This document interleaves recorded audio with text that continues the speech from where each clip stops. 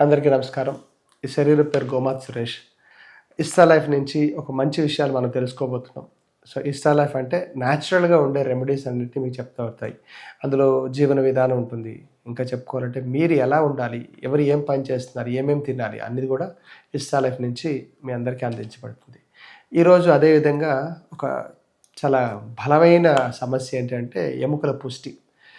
అది చిన్నవాళ్ళు లేదు, పెద్దవాళ్ళు లేదు, కొంచెం పడితే చాలు ఇరిగిపోతున్నాయి, పటక్ ఇరిగిపోతున్నాయి. ఎందుకు? సో మనం తినాల్సిందంతా కొంచెం చేంజ్ చేస్తాం చాలా సంవత్సరాలుగా.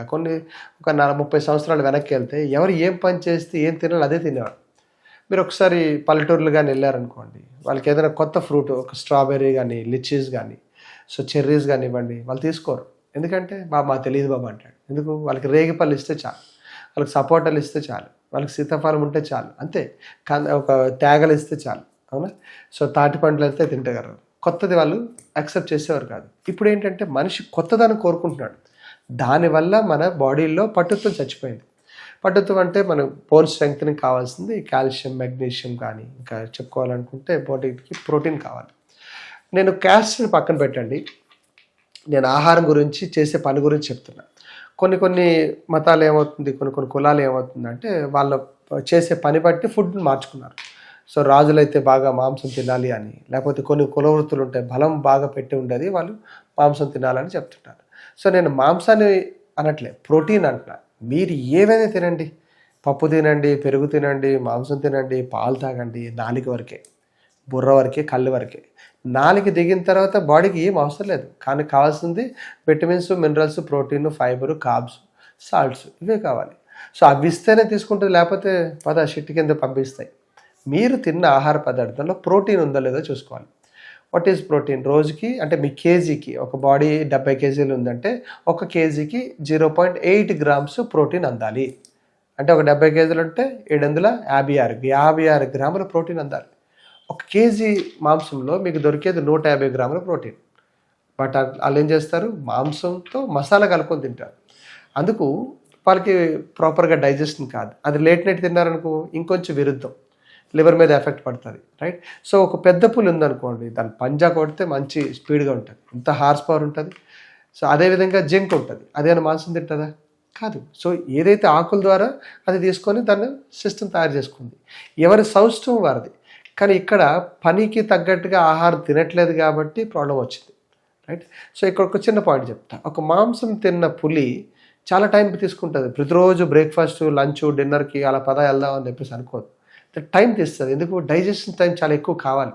దానికి లివర్ చిన్నది, మళ్ళీ అదేవిధంగా శాకాహారులకి లివర్ పెద్దది. సో అందుకని మన బాడీలో మెటబాలిజం తగ్గిపోతుంది. సరే, ఈరోజు ఏమైనా కాల్షియం పదార్థం తిన్నామా? కరెక్టా? Vitamin D తీసుకుంటున్నామా?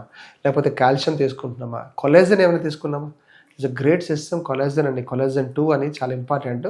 అవి తీసుకుంటే బాడీలో సత్తు అందుతుంది. ఎంత సరే తక్కువ, చాలా మిల్లీగ్రామ్స్ ఉంటుంది. దాంతోపాటు ఇంకా ఫైబర్ కంటెంట్ మనకి బాడీలో అందుతుందా లేదా? మునగాకుల్లో చాలా మంచి ఫైబర్ ఉంటుంది. సో మునగాకులు వీలైతే పప్పులో వేసుకొని తీసుకోండి. ఆ మునక్కాడలు ఏదైతుందో బజార్లో దొరికితే మంచిగా కూర మంచి జస్ట్ బాయిల్ చేసి తీసుకోండి, అంతే. మళ్ళీ దాంట్లో టమాటాలు వేయాలి, ఇంత మసాలా పోయాలి కాదు. జస్ట్ బాయిల్ చేయండి, పెప్పర్ కానీ సాల్ట్ కానీ వేసుకొని అది ములక్కాడలు అలాగ అక్కడ లాగుతుండి చీకండి. కొన్ని జ్యూసులు అమ్ముతున్నారు ఈ మధ్యన, ములక్కాడ జ్యూస్ అంట, మంచిదే, చాలా వీర్య వృద్ధి చాలా ఎక్కువ ఉంటుంది, చాలా వేడి పెంచుతూ ఉంటుంది. సో ములక్కాడ తీసుకోవచ్చు, మునగాకు తీసుకోవచ్చు, లేకపోతే ములక్కాడలతో అలాగా స్టెమ్ ఉంటాయి కదా, దాన్ని బాయిల్ చేసుకొని తీసుకోవచ్చు. సో ఇవి మునగాకు. తమలపాకు దొరుకుతుంది. తమలపాకులో కూడా హై అమౌంట్ ఆఫ్ కాల్షియం ఉంటుంది. తమలపాకులు చిన్నగా చిదిమేసి మంచి పావు లీటర్ తేనెలో వీలైతే ఒక 10 ఆకులు 20 ఆకులు బాగా కట్ చేసి వేసేసి అప్పుడప్పుడు ఒక్కొక్క స్పూన్ తీసుకోండి. అది కూడా చాలా మంచిగా కాల్షియం ఉంటుంది. ఇంకా చాలామందికి పాన్ పత్తా వేసే అలవాటు ఉంటుంది. ఒక పత్తా, ఒక కాలికా చూన, సున్నం రాసుకొని తీసుకోండి, అది కూడా చాలా మంచిది. అద్భుతమైనది ఏంటంటే నెయ్యి. సో ఆవు నెయ్యిని ప్రతిరోజు ఒక స్పూన్లో, మీ పప్పులో కావచ్చు, పాలల్లో కావచ్చు, ఉట్టిదే కావచ్చు, అలా తిని చూడండి. మనకి చాలామంది ఫిల్మ్ యాక్టర్లు వాళ్ళు పాటిస్తున్నారండి.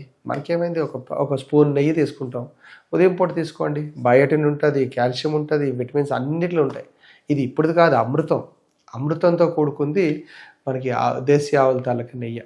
సో ఎందుకంటే చెప్తున్నాను, ఇవన్నీ మనకి రెగ్యులర్గా కావాల్సింది. దీనికోసం ఇది కానీ ఎప్పుడైతే మనం అందలేదో మళ్ళీ బయట నుంచి ట్యాబ్లెట్లు వేయాలి.